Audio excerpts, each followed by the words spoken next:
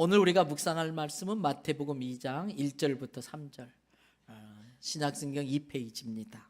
마태복음 2장 1절부터 3절. 헤롯 왕 때 예수께서 유대 베들레헴에서 나심에 동방으로부터 박사들이 예루살렘에 이르러 말하되 유대인의 왕으로 나시니가 어디 계시냐? 우리가 동방에서 그의 별을 보고 그에게 경배하러 왔노라 하니 헤롯 왕과 온 예루살렘이 듣고 소동한지라. 아멘. 할렐루야. 오늘 또 저와 여러분의 가정, 자녀 하시는 모든 일들 위에 하나님의 도우시는 손길이 함께 하시기를 주님의 이름으로 축복합니다. 오늘이 12월 16일이고 성탄절이 12월 25일이니까 이제 성탄절이 약 10여일 뒤로 다가왔어요. 그런데 요즘 성탄절은 예전 성탄절 같지는 않은 것 같아요. 저와 같은 연배에 있는 분들이 어릴 적부터 신앙생활을 했다면 아마 성탄절에 관한 추억을 저랑 같이 공감할 수 있을 것입니다. 저 어릴 때만 해도 성탄절이 되면 가슴이 굉장히 설레였지요. 성탄절이 다가오면. 왜? 성탄절에는 어떻게 해서든 꼭 선물을 주는 날이기도 했기 때문에요. 성탄절 며칠 전부터 사랑하는 사람, 또 좋아하는 사람, 존경하는 사람에게 카드를 이렇게 보내려고 카드 파는 가게에 가서 어떤 카드를, 이 사람에게는 어떤 카드를 보내야 될까 고르던 생각이 나요. 또 솜씨 좋은 사람은 직접 자기가 만듭니다. 오리고 자르고 그리고 붙여가지고 정성스럽게 카드를 전해줘요. 결핵환자들을 돕겠다고 크리스마스 실을 우리가 사서 편지 뒤에다 붙여가지고 이만큼 우체통에다가 카드를 넣고 돌아올 때의 그 뿌듯한 마음을 여러분 다 아실 거예요. 또 좋아하는 여학생이 있었는데 그 여학생한테 수줍은 듯이 카드를 건네주고 막 도망듯이 달려오던 그때 생각도 나요. 제 안에 인상이 좀 구역해지긴 하지만 그리고 크리스마스 하면 무엇보다도 선물이 떠오르지요. 대단한 건 아니더라도 사랑하는 마음과 존경하는 마음을 담아서 정성껏 예쁘게 이렇게 빨간 띠로 포장해가지고 선물을 주기도 하고 받기도 해요. 딱히 살 물건이 없는데도 그냥 가게들을 이렇게 보면서 길거리를 지나가면 이 가게들마다 트리를 세워놓고 캐롤을 틀어놓는데 캐롤에 그냥 발걸음이 흥겨워지잖아요. 게다가 어떤 겨울에는요, 한방눈이라도 그날 내려보세요. 와, 너무나 막 신나고 설레고 사람들의 입에서 그냥 저절로 메리 크리스마스, 즐거운 성탄입니다, 이 소리가 입에서 나왔었지요. 중고등학교 청년부 시절부터 교회를 다녔던 분들은 아실 거예요. 성탄절 되면은 24일 날 밤에 반드시 뭐를 했었어요? 올라이트라는 걸 해요. 그래서 또래끼리 모여가지고 게임을 하고 벌칙으로 노래를 부르고 춤을 추고 그 당시에 유행했던 거 엉덩이로 이름 쓰기 뭐 이런 거. 그러면서 이제 선물 모았다가 번호 붙여가지고 제비 뽑아서 선물 교환을 하는데 내가 준비한 선물 누가 가져가나, 내가 좋아하는 여학생이 가져가기를 기도하면서 기다렸는데 그런 일은 안 벌어지잖아요. 제일 못생긴 애가 내가 준비한 선물을 꼭 가져간단 말이에요. 그러다가 이제 시간이 되면은 자 나가자 그러면 이제 우리 권사님들이 끓여준 떡국 한 그릇 뜨끈하게 먹고서 캐롤송을 부르러 가요. 새벽송을 부르러 가요. 그래서 성도들의 집집마다 가도 기쁘다 구주 오셨네. 그러면 우리 성도님들이 기다렸다가 문을 활짝 열고 과자를 선물로 주세요. 그럼 푸대에다가 그걸 담아가지고 메고 오는데 꼭 우리들이 산타클로스가 된 것 같은 그 기분. 그래서 25일 날 성탄절 예배 마치면 그 과자를 다 모아서 고아원이나 양로원에 가져다 줬던 기억이 납니다.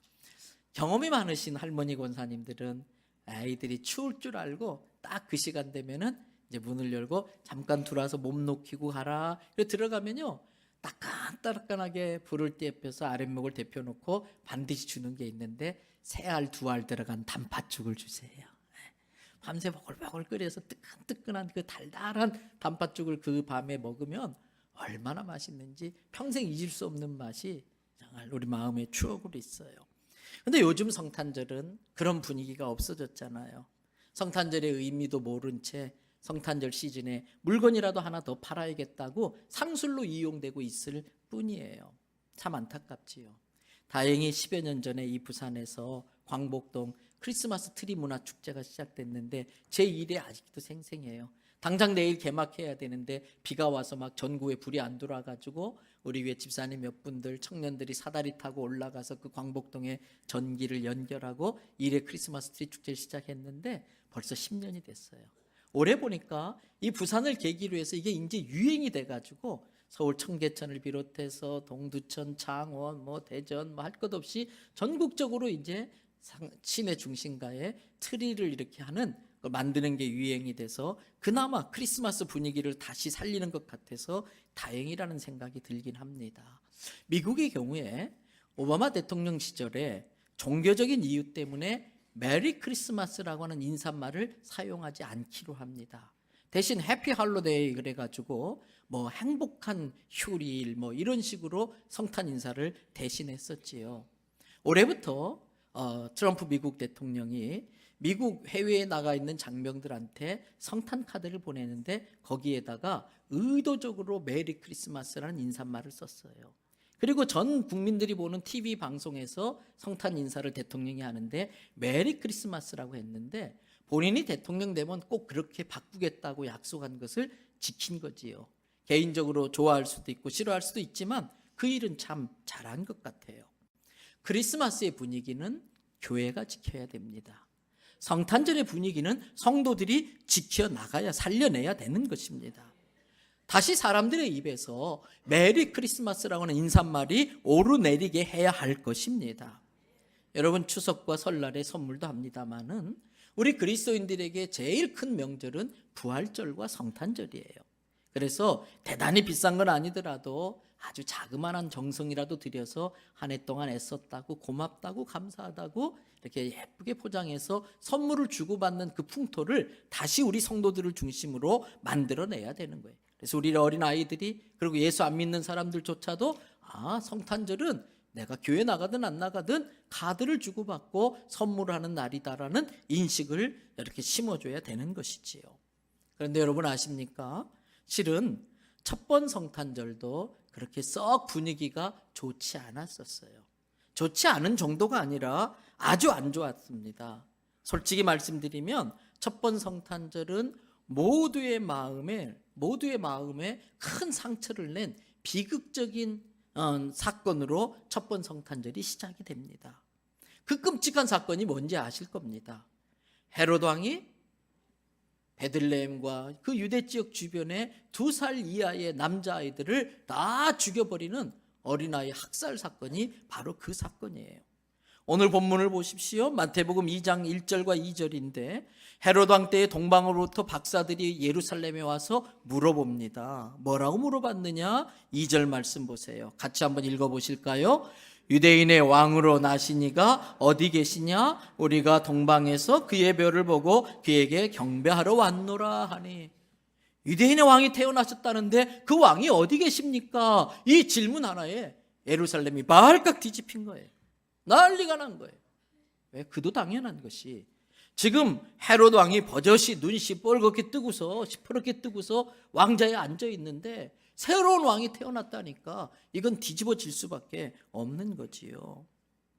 그런데 사랑하는 대원성결교회 성도 여러분, 종종 소동이 일어나는 것을 두려워하지 마시기를 바랍니다. 진리가 들어가면 거짓된 것들은 자신들의 진리를 감추고 싶어서 소동을 일으킵니다.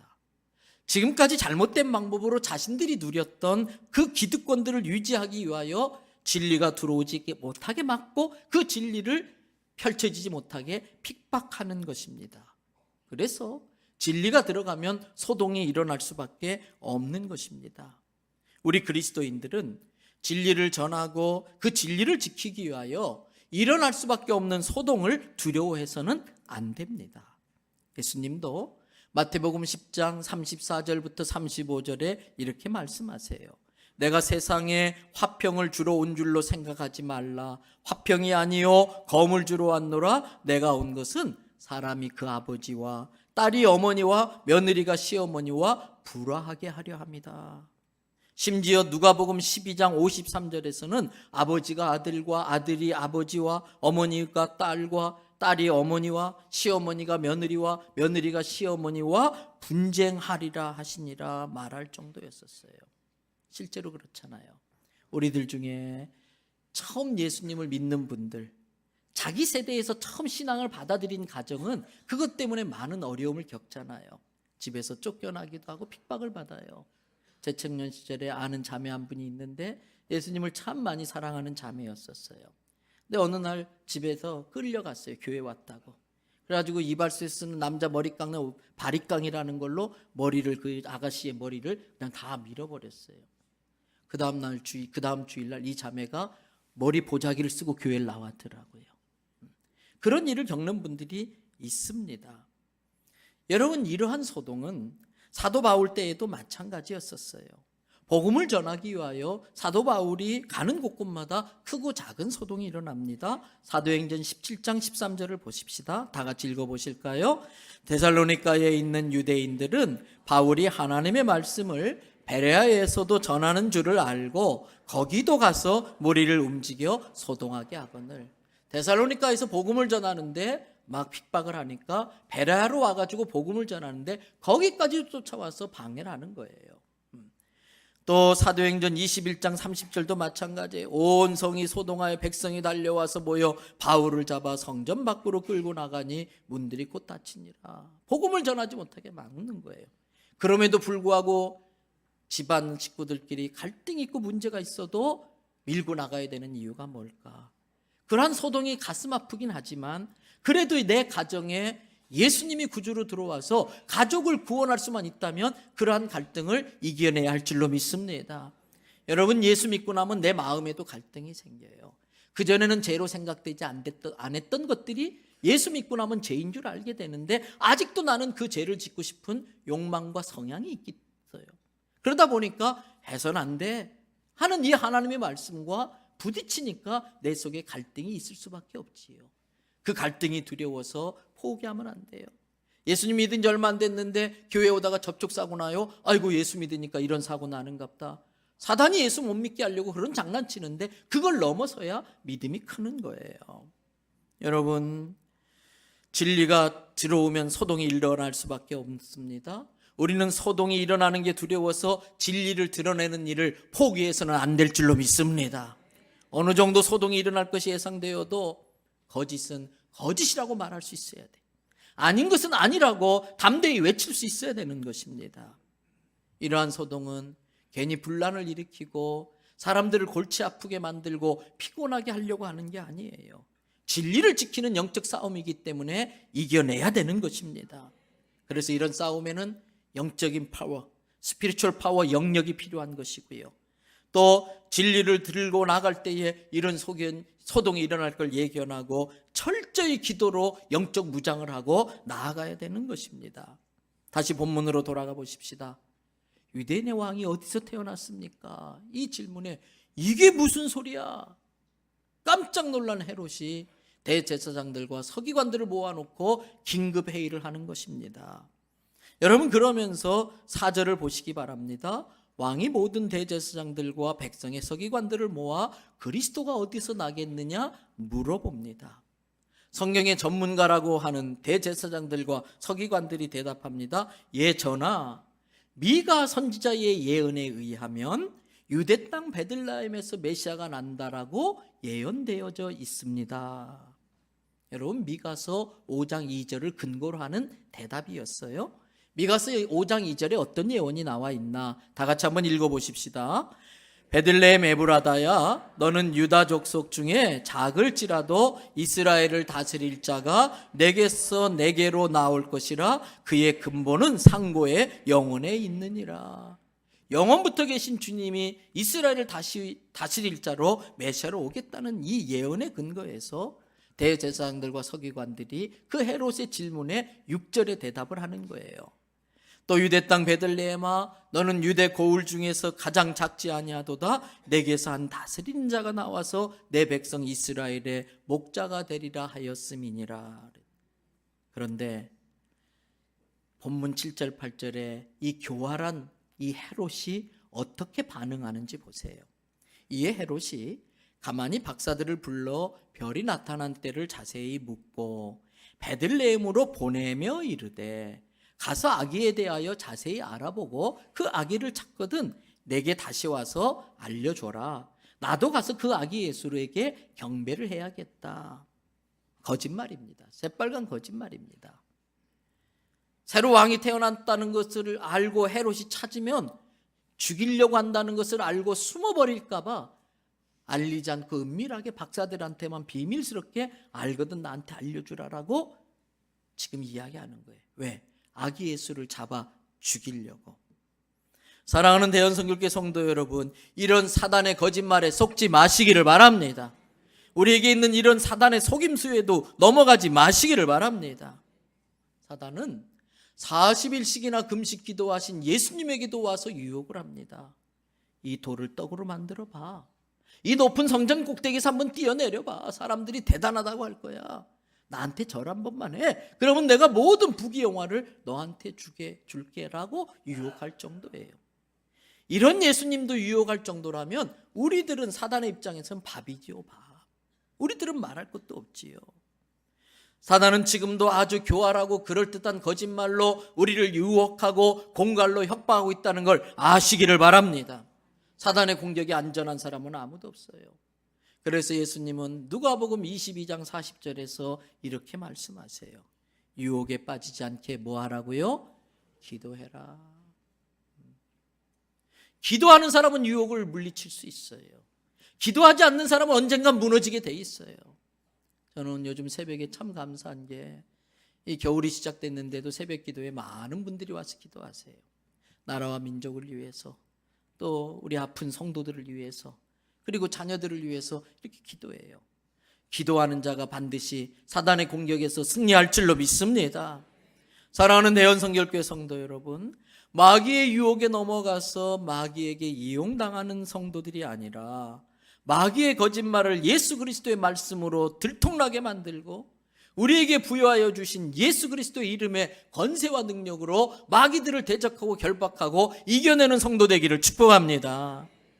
안타깝게도 헤롯은 마귀에게 이용당하는 사람이었습니다. 헤롯은 박사들에게 속은 것을 깨닫자 아기 예수를 찾아 잡아 죽이려는 마음을 먹습니다. 여러분, 인생은 마음을 어떻게 먹느냐가 참 중요합니다. 내가 마음을 어떻게 먹느냐에 따라서 내 인생이 달라집니다. 요한복음 13장 2절에 보십시오. 마귀가 벌써 시몬의 아들 가룟 유다의 마음에 뭘 집어넣었다고요? 예수를 팔 생각을 넣었더라. 생각이 그냥 생기는 게 아니에요. 어떤 생각들은 마귀가 집어넣은 생각들이 있어요. 마귀가. 누구에게나 마귀가 넣는 생각들이 우리 안에 들어오려고 접근하게 되어 있어요. 그때가 중요합니다. 우리는 영적 분별력과 지혜를 가지고 그 생각이 하나님께로부터 온 생각인지 마귀가 집어넣는 생각인지를 필터링할 줄 아셔야 돼요. 무턱대고 아무 생각이나 받아들이면 안 돼요. 무턱대고 아무 유행가의 노래 가사 말이나 따라하면 안 돼요. 무턱대고 아무 TV나 보면서 그런 야한 프로그램에 휘말리면 안 돼요. 하나님의 말씀을 읽고 묵상하고 암송하면서 그 말씀으로 이 세상의 문화들을 걸러내가지고 받아들여야 되는 거예요. 우리 성도들은 말씀을 품는 사람들이 돼야지 마귀가 넣어주는 생각을 품는 사람이 되면 안 돼요. 마귀가 넣어주는 생각이 뭡니까? 미움과 증오, 원망과 불평이에요. 그런데 아십니까? 하나님의 말씀을 품지 않고 미움을 품고 있으면 미움이 막 자라나요. 미움은 품을수록 자꾸 자라나요. 증오는 품을수록 자라나요. 그런데 자라나는 것뿐만 아니라 내가 품고 있는 미움과 증오는 내 안에서 독을 뿜어내고 있어요. 그래서 내가 누군가를 미워할 때에 그 미움이 그 사람을 해치는 것보다 내가 품고 있는 증오가 뿜어내는 독이 나를 더 상하게 만드는 거예요. 때문에 여러분, 우리 성도는 사단이 넣어주는 생각, 그 불신과 미움과 증오와 원망과 불평을 품을 게 아니라 그것들을 제압할 수 있는 하나님의 말씀을 품고 묵상하시기 바랍니다. 안타깝게도 헤롯은 마귀가 넣어준 생각을 품는 사람이었어요. 그래서 예수님을 죽이려고 합니다. 그러나 헤롯의 마음대로 되지 않아요. 사람은 하나님의 계획하심을 막을 수가 없습니다. 사탄은 하나님의 역사하심을 방해할 수 있을지 모르지만 막아낼 수는 없는 것입니다. 모든 것을 보고 계시고 듣고 계시고 알고 계시는 하나님께서 그 헤롯의 속내를 모를 리가 없습니다. 하나님은 하나님의 사람을 친히 자신이 지키는 줄로 믿습니다. 여러분, 오늘 오후 5시에도 제가 설교하려고 할 때에 이 내용을 좀 말씀드릴 건데, 그 설교의 제목을 가장 위험한 모험이다 그랬어요. 제가 종종 하잖아요. 세상에서 가장 위험한 모험이 뭐냐? 이 우주 만물을 창조하신 전능하신 하나님이 죄로 오염되어서 쓰레기만도 못한 폐기 처분, 지옥의 폐기 처분될 나 같은 거 구하려고 사람의 몸으로 이 땅에 오신 거예요. 이 병균에 취약하고 사건 사고에 취약한 이 육체 가운데 자기를 가두신 게 가장 위험한 모험인데, 오늘 그 헤롯의 그 왕권 앞에 아기 예수는 어떻습니까? 너무나 무기력하고 무능해요. 헤롯 대왕이 와가지고 아기 예수님의 목을 꾹 누르면 죽을 수밖에 없는 무기력한 아기 예수예요. 그런데 하나님께서 지키시는 줄로 믿습니다. 하나님이 지키시는 거예요. 마찬가지입니다. 이 세상의 권세와 세력에 비하면 저나 여러분들은 참 무능하고 부족하고 모자란 사람들이 있지만, 우리가 하나님의 사람이 되기만 한다면 하나님이 우리를 지킬 줄로 믿습니다. 그게 우리의 믿음인 거예요. 꿈의 하나님께서 박사들에게 지시합니다. 왔던 길로 가지 말고 헤롯을 피해서 다른 길로 가라. 여러분, 그러면 헤롯은 포기해야지요. 근데 이 사단이란 놈은요, 포기할 줄을 몰라요. 집요하게 물고 늘어집니다. 그래서 우리 성도들로 하여금 어느 정도 버티다가 제풀에 지쳐서 포기하게 만들려고 하는 게 사단의 작전이에요. 사단이 쓰는 중요한 도구 중에 하나가 포기라는 거예요. 이것을 아는 우리들은 정말 사단이 집요하게 물고 늘어지면 늘어질수록 그 약속의 말씀을 믿음으로 붙들고 끝까지 버텨내서 이겨내야 할 줄로 믿습니다. 헤롯이 포기해야 되는데 포기하지 않고 또 나름대로 어떻게 하면 아기 예수를 죽일까 하다가 방법을 찾아냅니다. 어떤 방법일까? 16절 말씀 보세요. 다 같이 읽어보십시다. 이에 헤롯이 박사들에게 속은 줄 알고 심히 노하여 사람을 보내어 예루살렘과 그 모든 지경 안에 있는 산의 아이를 박사들에게 자세히 알아본 그때를 기준하여 2살부터 그 아래로 다 죽이니. 얼마나 많은 아기를 죽였겠어요. 얼마나 끔찍한 짓을 저질렀는지.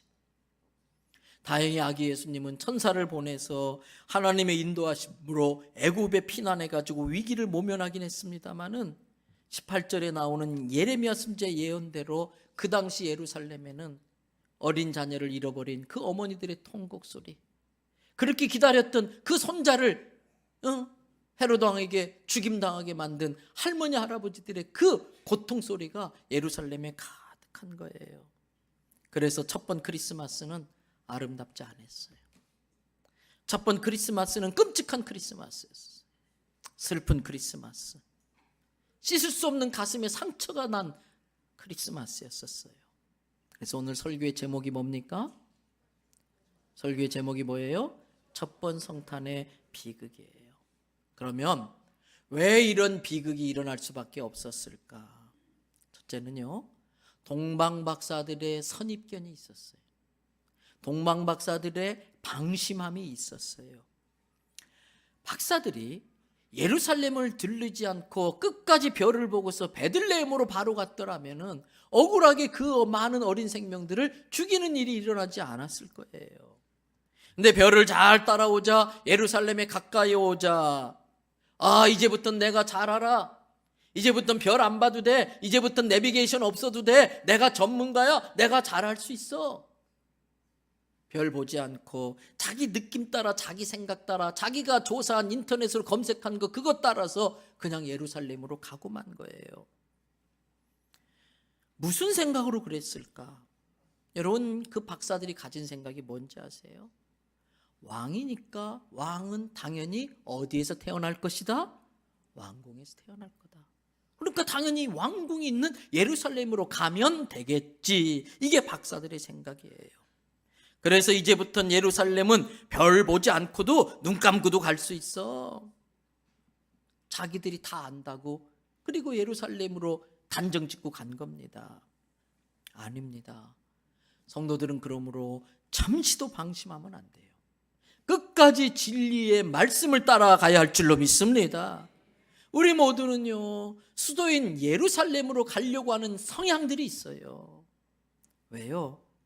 거기가 수도이기 때문에, 거기가 화려하기 때문에, 거기가 더 편리한 게 많기 때문에, 거기 가면 더 재미난 게 많으니까, 거기에는 쾌락거리, 놀거리, 즐길거리, 먹거리가 많이 있기 때문에 우리 마음은 본능적으로 서울로 수도로 올라가려고 하는 성향들이 있는 거예요.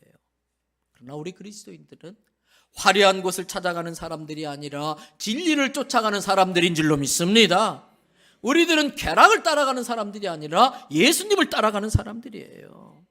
우리 그리스도인들은 왕이 사는 그러한 수도를 향해 가는 사람들이 아니라 진정한 왕이 태어나신 베들레헴 마구간을 찾아가는 사람들인 것입니다. 내 생각을 따라 내비게이션 이제 없어도 돼. 내가 다 알아. 내가 전문가야. 자기의 경험과 지식을 가지고 미리 단정 짓고 예루살렘으로 가서 많은 어린아이를 죽게 만드는 일을 해서는 안 된다는 거예요. 여러분, 안타깝게도 동방박사들은 더 이상 별을 보지 않습니다. 그리고 사단이 세워놓은 표지판을 보고 따라갑니다. 그 표지판은 하늘나라 임금이 아니라 세상 임금이 사는 왕궁을 가리키고 있습니다. 여러분, 우리가 사는 이 시대에도 네가 이렇게 하면 세상 임금이 될 수 있어, 우리를 그렇게 유혹하는 사단에 세워놓은 표지판이 얼마나 많은지 몰라요. 그것을 분별해야 되는 것입니다. 여러분, 이 동방박사들의 모습은 하나님의 말씀을 통해 하나님의 계획을 충분히 깨달았어야 되는데 어설프게 하나님의 말씀을 아는 사람들의 전형적인 모습이에요. 여러분, 그들은 메시아가 분명히 베들레헴에서 태어난다는 것을 알기는 했었습니다. 그러나 알았다 할지라도 성경의 말씀보다 자기의 경험과 지식을 더 의지했었습니다. 그런데 아십니까? 그 동방박사들의 모습이 우리에게도 얼마든지 있을 수 있다는 거예요. 동방박사들은요, 경건한 사람들이었었어요. 백성들이 로마의 압제에 고통당하는 걸 보고서 저 로마 압제로부터 어떻게 벗어날 수 있을까? 메시아가 오면 되겠지. 메시아를 간절히 기다릴 줄 아는 사람. 모든 사람들이 땅만 쳐다보고 사는 그 시대에 메시아를 기다리면서 하늘을 바라보며 사는 사람들, 은혜를 사모하는 사람들이었었어요. 그러다가 메시아의 별을 발견하고 직접 메시아를 경배하겠다고 그 먼 길을 멀다 하지 않고 찾아 나선 열정적인 사람들, 메시아를 경배하기 위하여 황금과 모략과 유향을 준비하면서 시간과 물질을 다 바친 헌신된 사람들이었었어요. 그런데 잘 오다가 마지막에 방심하는 거예요. 잘 오다가 마지막에 어긋나 버리는 거예요. 순간의 방심 때문에 마귀에게 쏘으면서 따라가야 될 별을 놓치고 만 겁니다. 사단은 박사들의 생각으로 들어가서 그들의 지식과 경험과 상식, 방심하는 마음, 교만한 마음을 이용해가지고 엉뚱한 길로 가게 만든 것입니다. 사랑하는 대연성결교회 성도 여러분, 이 박사들의 모습을 보면서 우리들에게도 그러한 모습이 있지는 않는지 우리 자신을 하나님의 말씀으로 걸러내시기를 바랍니다. 우리는 끝까지 진리의 별을 보고 가겠다는 마음을 다짐하는 저와 여러분들 되시기를 바랍니다. 첫 번 성탄의 비극이 일어난 또 다른 이유가 있었습니다. 어쩌면 이게 더 주된 이유입니다. 그것은 바로 헤롯의 교만과 헤롯의 탐욕입니다. 우리가 성경 읽어진의 세미나 성경 공부를 통해서 배운 것이 있었어요. 성경의 역사는 하나의 큰 주제가 있는데 누가 왕이냐 이걸 밝히는 게 성경의 기록이에요. 그래서 다윗처럼 하나님을 왕으로 존중하고 인정하고 자기는 하나님께 권위를 부여받은 대리자라는 믿음으로 하나님을 경배하고 하나님의 뜻대로 나라를 통치하는 왕이 있는 반면에 하나님을 대적하고 자기가 최고라고 하면서 자기 마음대로 세상을 다스리려고 하는 세상왕 두 왕의 싸움이 성경의 이야기다. 바알과 아세라를 섬기는 북이스라엘과 하나님을 섬기는 남유다의 그 갈등 구조가 성경의 기록이다. 그렇다면 오늘 헤롯이 아이를 죽이는 이 이야기도 바로 헤롯이 내가 진짜 왕이다라고 주장하다가 생긴 사건이라고 하는 것입니다. 여러분, 사단은 에덴 동산에서 아담과 하와를 유혹해가지고 선악과를 따먹게 만들므로써 하나님을 부인하고 네가 왕이야, 네가 왕이 되라고 유혹을 했습니다. 사단은 사람들에게 너의 능력을 보여줘, 바벨탑을 한번 쌓아봐, 바벨탑을 세우게 하고 내가 이런 바벨탑을 쌓는 대단한 사람이야, 나를 왕처럼 섬겨, 나를 왕으로 대우해 라고 사람들을 유혹해가지고 바벨탑을 쌓게 만들었어요. 우리도 마찬가지입니다. 우리들의 마음속에는 그러한 유혹이 끊임없이 계속되고 있어요. 내가 왕처럼 될 수 있고 왕처럼 살 수 있다라고 거짓말을 통해서 나를 유혹하고 하나님을 몰아내고 하나님의 왕권에 도전하라고 사탄은 지금도 우리를 유혹하는 거예요. 결국 인생의 모든 문제는 나를 내려놓지 못하는 데서 오는 문제입니다. 내가 제일 중요해요. 내가 최고의 대우를 받아야 되고요, 내가 모든 걸 주도해야 되고요, 내 생각대로 돼야 되고요, 다른 건 다 참아도 감히 나를 건드려 나를 건드는 건 용납할 수가 없고요. 다윗처럼 왕이 되려고 하는 유혹이 마음이 우리 안에 있는 것입니다. 그런데 여러분 아십니까?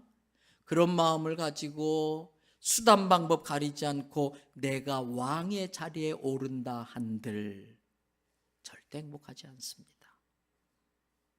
수단 방법 가리지 않고 왕처럼 살고 왕의 자리에 올랐다 한지라도 절대 행복하지 않습니다. 늘 불안과 초조한 삶과 두려움의 삶을 살 수밖에 없는 거예요. 오늘 헤롯이 바로 전형적인 그런 사람의 모습인 것이지요. 헤롯은 자기의 성공으로 죄 없는 수많은 어린 영혼들을 죽이는 짓을 하는 사람이 되고 말았어요. 여러분, 헤롯이 왕이 된 건 은혜입니다. 왕이라는 엄청난 권력을 하나님께서 믿고 맡겨준 거예요. 왕이 된 건 은혜입니다. 그런데 헤롯은 하나님이 주신 은혜라고 하는 그 왕의 자리와 하나님이 주신 권력을 가지고 사람 살리는 일을 하지 않고 사람 죽이는 일을 했어요. 우리도 마찬가지입니다. 내가 그렇게 올라가고 싶은 사장님의 자리에 올라간다고 해서 행복해지는 거 아니에요. 어떻게 하다가 우연히 주식이라도 잘 돼서 순식간에 많은 돈을 번다고 해서 내 인생이 행복해지지 않아요. 내가 원하는 만큼 돈을 모았다고 해서 절대 그 돈이 내 마음에 찾아오는 불안과 초조와 긴장, 두려움을 해결해 주지를 못합니다. 사랑하는 대연성결교회 성도 여러분, 우리는 하나님이 주신 은혜, 하나님이 주시는 축복, 하나님이 주신 힘, 하나님이 주신 그 지식, 하나님이 주신 그 직업과 은사와 달란트를 가지고 사람 살리는 일을 해야지 사람 죽이는 일을 해서는 안 됩니다. 자기가 갖고 있는 권력의 주인이 하나님이신 것을 깨닫고 하나님을 왕으로 고백하고 하나님의 뜻대로 사용되는 사람이 되어져야 되는 거예요. 내게 있는 물질이 하나님의 것이라는 고백을 하고 내 물질을 통해서 풍요한 삶을 누리기도 하지만 이 물질을 사람 살리는 일에 쓸 줄 알아야 되는 겁니다. 지난 주일날 예배를 마치고 계단 올라가는데 어떤 성도가 뒤에서 저를 두들겨요. 목사님, 이거 목사님 쓰실 곳에 편하게 쓰세요. 그러면서 봉투를 주는데 적지 않은 돈이 들어있어요. 그런 경우 제가 교회에다가 늘 목적원금으로 집어넣어요. 그리고 이름을 밝히지 않고 필요한 곳에 또 받아서 쓰기도 합니다만은 목적원금으로 넣었는데 지난 한 주 동안 마음에 자꾸 어떤 생각이 드냐면 어떤 어려운 교회 목사님이 계신데 제가 한번 놀러 갔어요. 사무실에 컴퓨터가 10년 이상이 돼가지고 다 낡아가지고 설교 준비하는데 어려움이 많은 거예요. 그래서 컴퓨터 좀 바꾸시죠.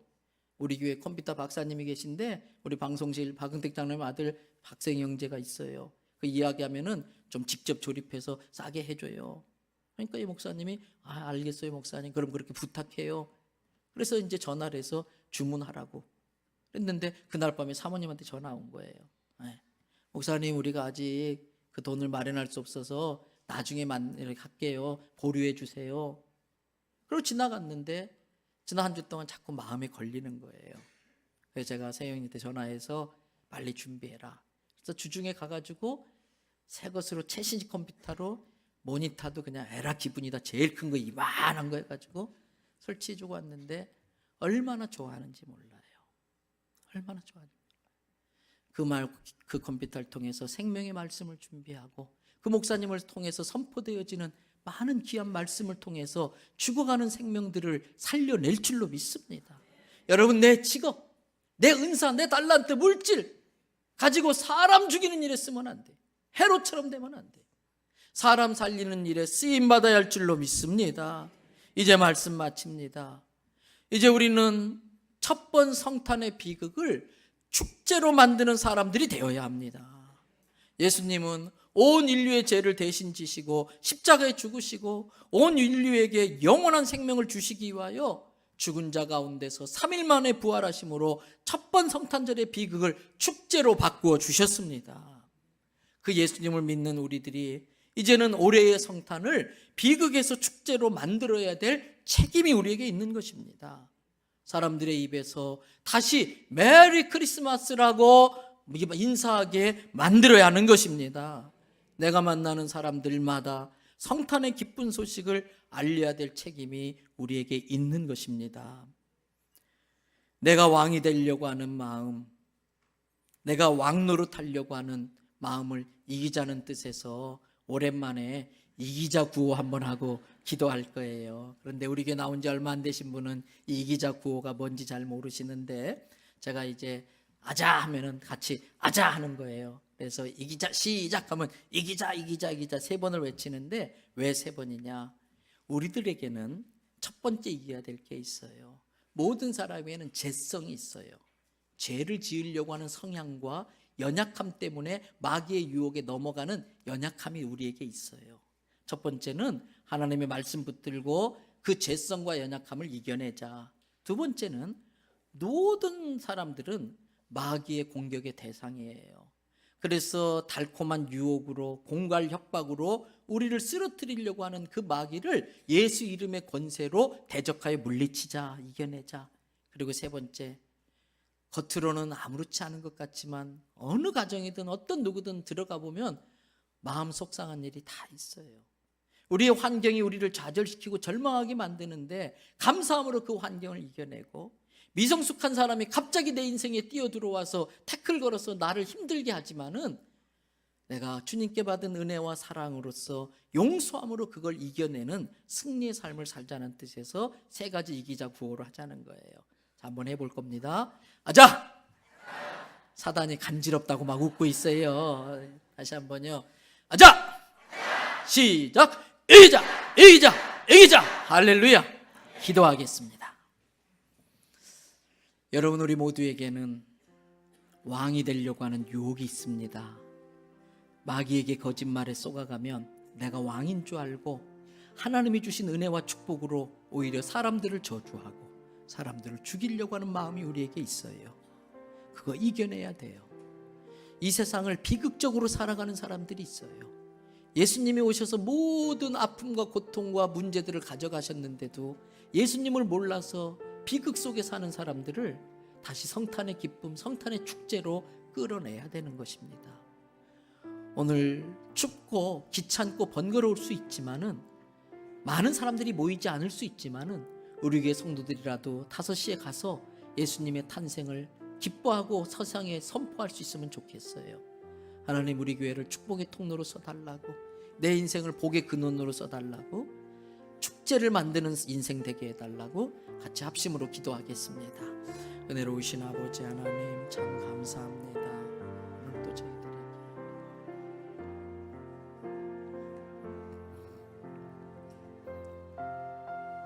아버지 도와주세요. 성령의 기름 부으심을 함께하여 주세요. 하나님, 은혜를 더하여 주세요. 우리들 마음에 항상 내가 왕이 되고자 하는 그런 유혹이 있습니다.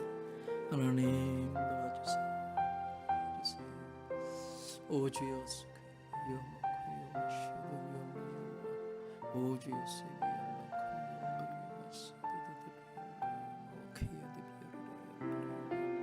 하나님 주신 기회입니다. 은혜입니다. 축복입니다. 자리입니다. 하나님 주신 직업입니다. 하나님 주신 물질입니다. 그것을 하나님이여 축제로 만드는 사람 되게 해주시옵소서. 주십시오. 천국을 퍼뜨리는 사람들 되게 하여 주십시오. 예수님의 탄생의 기쁜 소식을 널리 전하는 우리들 되게 하여 주시옵소서. 오 주였어요.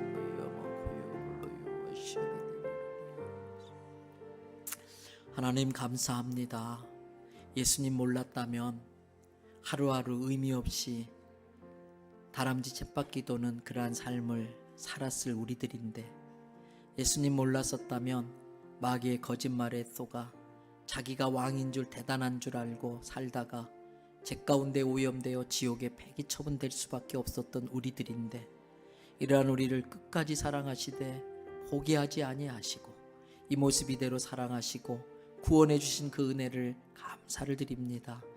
하나님이 주신 축복과 은혜, 직업과 물질, 내가 왕이 되는 삶을 사는 데 쓰는 사람들이 아니라 비극적인 삶을 살아가는 사람들을 축제의 인생으로 막 바꾸어 주는데 쓸 줄 아는 사람들 되게 하여 주시옵소서. 누군가의 인생을 짓밟고 죽이는 사람들이 아니라 자기의 희생과 헌신과 봉사를 통해서 누군가를 살려내는 사람들 되게 하여 주시옵소서. 끊임없이 마귀가 네가 왕이라고, 네가 제일이라고 우리를 유혹하는데 속지 않게 하여 주시고 이겨내게 하여 주시옵소서. 하나님, 오늘 오후 다시지에 있는 부산시 트리 점등식에 은혜를 베풀어 주시옵소서. 비가 오는데 주님, 이왕이면 비가 그쳐지게 하셔서 계획대로 진행되게 도와주시기를 원합니다. 아버지 하나님, 그 자리에 성령의 기름 부으심 있게 하시고 은혜가 넘치게 하여 주시옵소서. 주께 받은 은혜와 사랑 무엇으로 갚을 수 있습니까? 우리는 도저히 갚을 길이 없습니다. 내 생명을 드리고 모든 걸 바쳐도 갚을 길이 없는데, 그래도 주님 약소하지만 우리의 사랑과 정성, 주님을 사랑하는 마음을 담아서 예물을 준비해 올립니다. 10의 1조 드릴 수 있는 믿음 주셔서 감사합니다. 약속하신 대로 창고에 쌓을 것이 없을 정도로 넘쳐 흐르게 하셔서 축복의 통로 되게 하여 주시옵소서. 앞으로 들어왔는데 뒤로 새버리는 일이 없게 하시고 안 해도 되는 쓸데없는 지출 막아 주시옵소서. 주님, 은혜 아닌 것이 없습니다. 이것은 이래서 감사합니다. 저것은 저래서 감사합니다. 모든 게 주의 은혜이기에 감사의 예물을 준비해 올리는 성도들을 그 마음을 받아 주시옵소서. 그래서 작은 것에 감사했더니 크게 감사할 일이 생겨나게 해 주시옵소서. 심지어 어떤 성도는 도저히 감사할 수 없는 상황임에도 불구하고 이 모든 걸 핸들링 하시는 하나님께서 합력하여 선하게 만들 걸 믿고 미리 감사하는 성도들이 있는데, 그 믿음대로 감사할 일로 바뀌어지게 하여 주시옵소서. 하나님, 우리 김국섭 집사님 불쌍히 여겨 주시옵소서. 그 생명이 가물가물합니다. 의학으로는 손쓸 길이 없는데 하나님은 죽은 나사로도 살리시지 않습니까? 생명이 죽게 있는 줄 믿사오니 하나님, 우리가 함께 기도하고 있습니다. 생명을 살려 주시옵소서. 우리 어순자 권사님 이렇게 수년 동안 병상에 누워서 식문일간으로 지내고 있는데 이 시간이 왜 이렇게 긴지 하나님 너무 힘이 듭니다. 주여, 데려가실 거면 속히 데려가시고 살릴 거면 기적을 일으키셔서 하나님의 뜻을 이루시고 영광을 드러내 주시옵소서. 그 밖에 환우들이 있습니다. 이 시간 찾아가 주실 때에 예수의 이름으로 명하노니 병만은 떠나갈지어다. 병만은 물러갈지어다. 가난과 저주가 떠나갈지어다. 고쳐주시옵소서. 주님, 우리의 자녀들 우리가 일일이 따라다니지 못합니다. 책임져 줄 능력이 없습니다. 자녀들 앞에서 하나님 역할 가로채지 않게 하여 주시고 우리 자녀들을 하나님께 맡기겠사오니 결혼과 취업과 진로 모든 것들 주관하여 주시옵소서. 객지 외국에 군에가 있는 자녀들로부터 좋은 소식 오게 하셔서 자녀들로 인하여 기뻐하게 하시고 감사할 일이 많게 하시고 자녀들이 인생의 자랑거리, 인생의 선물, 축복 훈장되게 하여 주시옵소서. 오늘도 수고하고 애쓴 모든 성도들의 헌신을 주님 아시지요. 좋은 것으로 갚아 주옵소서. 한 주 동안 세상에 나아가 삽니다. 예수 이름으로 승리하고 다음 주에 돌아와서 승리에 보고하게 하여 주시옵소서. 예수님의 이름으로 기도드립니다. 아멘.